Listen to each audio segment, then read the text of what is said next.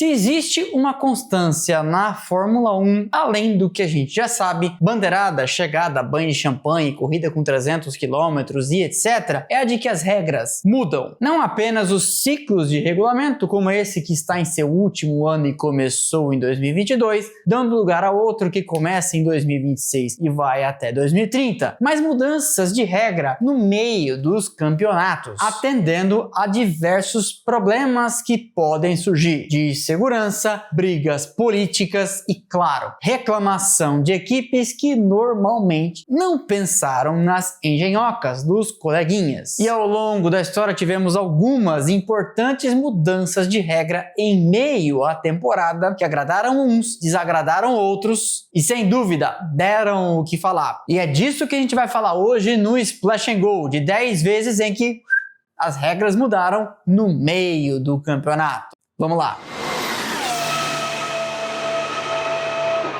Mas antes, este vídeo é patrocinado pela Insider, a marca das roupas tecnológicas. E roupas tecnológicas tem tudo a ver com esta semana do mês, a Tech Week. E Tech Week, o próprio nome diz, tem tudo a ver com inovação, tecnologia de ponta, as roupas avançadas, que desamassam no corpo, não precisam passar, tem tecnologia de regulação térmica, deixam você sempre fresquinho, inteiraço, confortável, na estica, como ela gosta de dizer. E você já deve saber, neste mês de novembro tem promoção para você renovar seu guarda-roupa e já entrar nas festas de fim de ano, se preparar para as férias, etc. Usando essas roupas confortáveis e avançadas para enfrentar também o verãozão no Brasil, que a gente sabe faz muito calor por aqui nas festas de fim de ano. Papai Noel e neve, é só desenho animado e filme americano. E para que isso aconteça, qualidade e inovação pagando bem mais barato, você pode usar meu cupom Splash and Go, fixo no primeiro comentário, link também na descrição ou aqui, ó, direto pelo QR Code, para entrar no site da Insider com o meu cupom ativado para 15% de desconto. Desconto esse que pode então se somar ao que eles têm lá mais barato de prateleira, podendo chegar a escandalosos 50%. Então, acabando aqui, já sabe, corre lá, confira o que eles têm. Você, como a maior parte dos meus amigos e da minha família, vai começar a usar, vai voltar aqui, me agradecer, pedir mais cupom de desconto, porque eu estou te pondo na cara do gol, cola de mim que você vai passar de ano. Insider é sensacional. Beleza? Então é isso. Seguimos.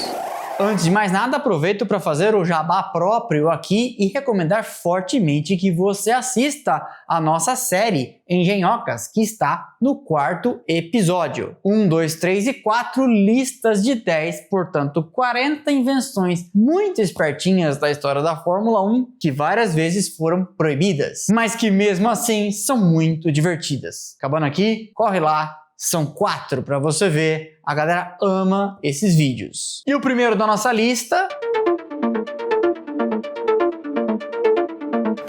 Em 2014, depois do Grande Prêmio da Inglaterra, em Silverstone, a FIA baixou uma diretiva técnica proibindo a chamada suspensão Freak. Freak, em inglês, F-R-I-C, Front and Rear, dianteira e traseira com suspensão interconectada. Aqui, suspension com S deveria ser uma sigla Freeze. Não sei porque a imprensa inglesa apelidou como Freak, então Freak será. Tratava-se de uma série de dispositivos hidráulicos que interconectavam a suspensão, mantendo então a altura do carro constante na frente e na traseira e nos lados. Muito parecida à solução, mas sem utilizar eletrônica e sensores medindo a altura para o solo, com a suspensão ativa, aquela da Williams de 92 e 93. Neste caso aqui, o sistema era todo mecânico e hidráulico, compensando o movimento de um lado com o movimento do outro, evitando então algo que era proibido. A reclamação da Red Bull era que Ferrari, Mercedes e outras lá de trás com quem ela não se importava tanto, a saber, Caterham e Marussia, tinham esse dispositivo em seu carro, que a FIA acabou enquadrando como chamado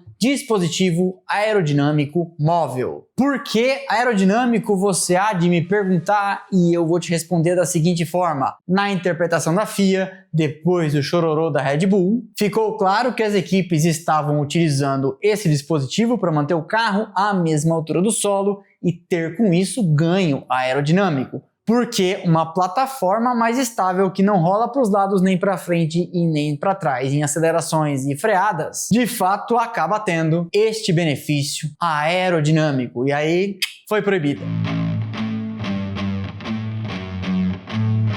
Para você ver como nem todas as proibições são de ordem técnica e algumas são desportivas, em setembro de 2014 surgiu uma determinação da FIA proibindo alguns tipos de mensagem de rádio. E não, eu não estou falando de ordens de equipe, e sim das chamadas ajudas aos pilotos. Faça isso, faça aquilo, coloque o sistema em tal posição e etc e tal. Especialmente nas largadas, porque na saída do box, quando paravam para praticar largadas e também saindo para a volta de apresentação, os técnicos ajudavam os pilotos a regular o chamado bite point, ponto de mordida, aquele lugar em que a embreagem pega e o carro anda para frente. Tudo isso num carro de Fórmula 1 com muita potência e sensível a alterações de temperatura e aderência no asfalto faz muita diferença entre boas e más largadas. E aí essa proibição veio para determinar que o piloto, com seu feeling, fizesse as largadas sem contar com o auxílio dos engenheiros buzinando no rádio dizendo: olha, regule a embreagem desta forma, adote este regime, etc. e tal. O problema é que isso não tinha como funcionar porque as equipes são compostas de pessoas inteligentes e os pilotos malandros souberam construir códigos para burlar qualquer tipo de proibição e continuar recebendo orientação. Com isso não durou muito e rapidamente em 2016 veio um liberou geral e agora pilotos e equipes falam do que quiserem. E esta é a interpretação vigente neste exato momento do artigo 27.1 do Código Desportivo da FIA para a Fórmula 1, que permanece em vigor até hoje. Uma visão bem mais liberal, até porque não tinha como essa proibição sobreviver. Mas que teve mudança na regra, teve. No Grande Prêmio da Espanha de 1976, portanto sim, no auge da briga entre Niki Lauda pela Ferrari e James Hunt de McLaren, a corrida em Jarama, nos arredores de Madrid, teve uma mudança de regra que tinha sido combinada 8 meses antes, proibindo os grandes e altos airbox daquela época. Lembra? Eu mesmo não lembro, não tinha nascido, mas já deve ter visto imagens. Não era só isso que mudava, e também a largura máxima da suspensão dianteira e traseira. Visualmente o impacto foi evidente. Se você comparar fotos do começo da temporada de 76 com o final, verá carros como a McLaren e a Ferrari, e não apenas eles, com radicais mudanças, tirando aquele grande snorkel por cima da cabeça do piloto, por onde o carro respirava, mudando para dispositivos bem menores, normalmente em dois, um de cada lado da cabeça. A mudança era clara. O topo do carro, seu lugar mais alto, não poderia estar a mais do que 850 milímetros, 85 centímetros, portanto, do fundo da parte mais baixa do chassi. Isso acabou podando, literalmente nesse caso, um dos modelos que já apareceram na nossa série Engenhocas, a lendária Ligier JS5 Teapot, ou chaleira, que nesta época de airboxes ridiculamente grandes, acabou sendo o ícone máximo. Mas isso acabaria causando uma das polêmicas daquela temporada que tinha no duelo entre McLaren e Ferrari, a coisa fervendo, porque a McLaren com Hunt foi desclassificada da prova justamente por ter o carro fora das medidas de largura. Desclassificação essa que nos tribunais eles conseguiriam reverter 2 meses depois.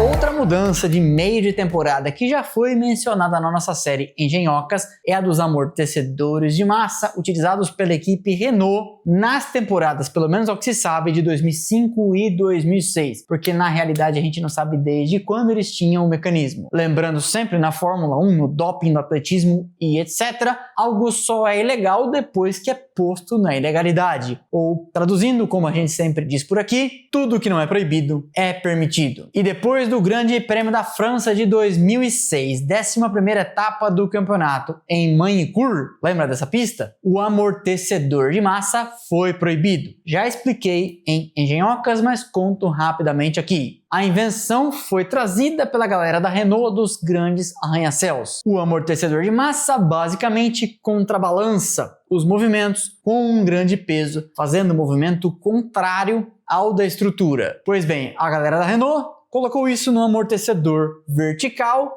e aí o problema estava minimizado. O problema da vibração dos carros. E com isso os carros da Renault ganharam ao longo de 2005 e 2006, pelo menos, de 3 a 4 décimos por volta, porque seus carros sacudiam bem menos, especialmente nas saídas de curva e por cima de zebras. Lembrando o que eu falei no primeiro tópico, quanto mais estável a plataforma, maior ganho aerodinâmico. E aí estava tudo explicado. Explicado e, depois da 11ª etapa em 2006, proibido. Em 1997, a Tyrrell apareceu com as X-Wing, que rapidamente foram tomando conta do grid, sob protestos de Adrian Newey, que trabalhava àquela altura na Williams. Quer dizer, estava a caminho da McLaren. Já contei essa história aqui mais de uma vez. E uma batalha nos tribunais pelo passe do gênio Newey se desenrolava. Mas enfim, Newey disse que não colocaria aquilo nos seus carros. Mas ninguém ligou. E o resto do grid foi instalando, me lembrando de cabeça da Minardi, da Prost, da Jordan, da Tyrrell, da Sauber e até na toda poderosa Ferrari. O fato é que aquilo explorava uma zona não prescrita do regulamento técnico, ou seja, um lugar em que a regra não tinha dito muito o que podia e não podia. E se não tinha dito, podia. Podia enquanto a FIA não tivesse dito nada. E aí? Depois que uma asa dessas enroscou naquelas mangueiras pneumáticas que ficam por cima do pit lane e levam ar comprimido para as pistolas que desparafusam os pneus, numa época em que tinha também reabastecimento, a FIA disse: pedir para parar, parou. Parei! E depois da 4ª etapa do campeonato, por razões de segurança, sem mais X-Wing. Em 2003, uma mudança não exatamente na regra, mas sim em como ela é aplicada e na fiscalização da FIA pode ter mudado o rumo do campeonato em favor, ora, veja só, da Ferrari. Vivíamos naquela época a guerra dos pneus, Bridgestone de um lado fornecendo para a Ferrari e para outras equipes, e a Michelin entregando borracha para a McLaren e Williams especialmente, mas também para outras. Mas eu me refiro a essas três porque tivemos naquele ano uma briga tripla pelo título entre Schumacher, Raikkonen e Montoya. A briga iria, num belíssimo duelo inclusive, até as últimas etapas do campeonato, e Schumacher poderia ter perdido para Raikkonen ou Montoya. Mas, para alguns, poderia e não perdeu, graças a uma forcinha da FIA depois de lobby da Ferrari e da Bridgestone. Até o Grande Prêmio da Itália, em Monza, a lateral dos pneus tinha uma medição que acontecia antes da corrida. E depois de Monza, isso passou a acontecer depois. Porque a Ferrari e sua fornecedora de pneus começaram a buzinar na orelha da federação dizendo: a Michelin está dando para eles pneus que flexionam na lateral, permitindo explorar mais carga nas curvas. E esses pneus estão, portanto, fora do regulamento. E aí a FIA, sem mudar a regra, passou a inspecionar, porque ela podia, a regra permitia, o que não é proibido é permitido também para quem fiscaliza, as medições para depois da corrida. E aí a Michelin teve que fazer alterações nos pneus porque talvez os pneus no final da prova estivessem sim, graças ao esforço lateral fora da dimensão exigida. Rapidamente os pneus foram alterados e, coincidência ou não, Schumacher acabaria tendo uma segunda parte de ano melhor do que a primeira e levaria o título de 2003. Mistério. Os formatos da classificação, a formação do grid de largada na Fórmula 1 já mudaram várias vezes. Inclusive, vou anotar aqui que preciso fazer um vídeo contando a história de todos desde 1950 até hoje. Mas tivemos um que gerou uma mudança de regra no meio da temporada por motivos de foi um fracasso. Falo do sistema de mata-mata ou nocaute que durou 2 corridas na temporada de 2016. Lembra? Se não lembra, agradeça. O formato determinava que tínhamos 5 a 7 minutos de normalidade, sai para a pista e faz seu tempo como é hoje em dia, mas dali para frente a cada 90 segundos, portanto 1 minuto e meio, o último ia ficando de fora, até que tínhamos então o grid formado. Mas isso levou a um caos, porque muitas das vezes quem estava eliminado não tinha tido tempo ainda de sair da pista, chegando nos boxes, fazendo com que esses carros ficassem no caminho de quem estava em ritmo de classificação, tentando fazer volta com a pista lotada. Além disso, o efeito acabou sendo o contrário, porque todo mundo ia para a pista no começo tentando evitar o caos, que acabava virando um caos de verdade, fazendo suas voltas, todo mundo correndo logo de cara e voltando para as garagens, deixando então a pista vazia, e aí transmitir isso para o mundo inteiro era realmente um horror. Depois de 2 etapas ficou evidente o fracasso e o sistema acabou voltando para o conhecido Q1, Q2, Q3. O controle de tração é uma das grandes invenções da Fórmula 1 que acabou sendo proibido depois do final da temporada de 1993, a reboque de todas as proibições das chamadas ajudas eletrônicas de uma temporada para outra. Sem reduzir a potência dos motores e sem cuidar da segurança, a gente sabe hoje quais seriam os resultados daquela mudança radical em 1994. Enfim, é história. Só que aí, 7 anos depois, a conversa pela volta do controle de tração foi ganhando força. 2 coisas contribuíram para isso: a crescente demanda das fabricantes por sim testar o sistema que cada vez mais era viável comercialmente em carros de rua, além da dificuldade crescente da FIA em fiscalizar o não uso dele. Foi acordado em dezembro de 2000 que depois da 5ª etapa de 2001, o controle de tração seria liberado. A Ferrari, que andava na frente, temendo perder vantagem, fazia pressão para que só em 2002 a mudança entrasse em vigor, mas a FIA não quis saber. E o controle de tração voltou então no Grande Prêmio da Espanha em 2001, 5ª etapa.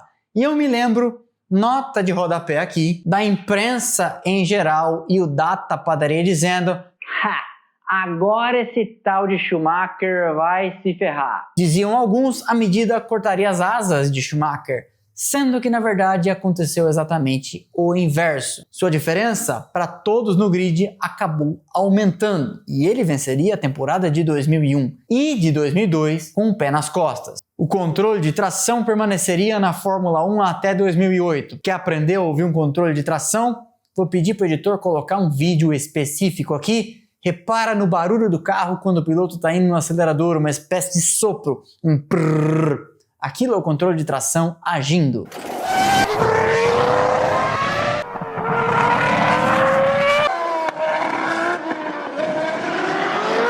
Ele atua no cérebro eletrônico do motor, a ECU, fazendo com que a ignição e algumas velas selecionadas falhe propositalmente, não permitindo que as rodas patinem. E foi justamente com a adoção de cérebros eletrônicos padronizados, feitos por uma fabricante só e fiscalizados pela FIA, que aí então foi proibido de maneira efetiva e assim regularmente fiscalizado o seu uso, porque aí daí para frente quem tivesse uma centralina que não fosse a permitida seria desclassificado e nunca mais vimos o controle de tração.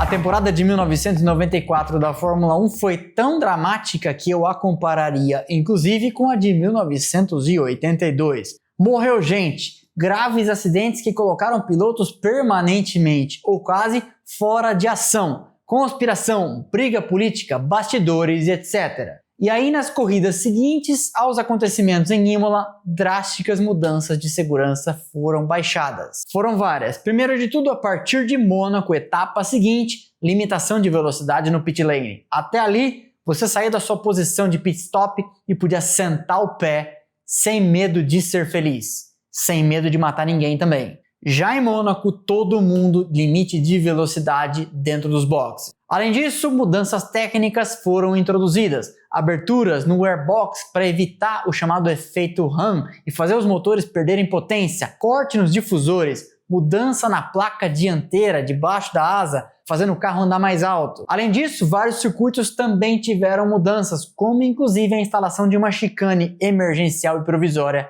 em Barcelona e outra, sacrilégio dos sacrilégios, em plena Eau Rouge. Lembra disso? Antes do final do ano apareceria também a chamada placa de madeira, instalada embaixo do assoalho, que tinha seu desgaste medido e a partir de um tanto desgastado pelo asfalto, você era, como foi Schumacher em Spa, desclassificado. Várias dessas mudanças, velocidade no pit lane e a placa por baixo do carro, inclusive, estão em vigor até hoje.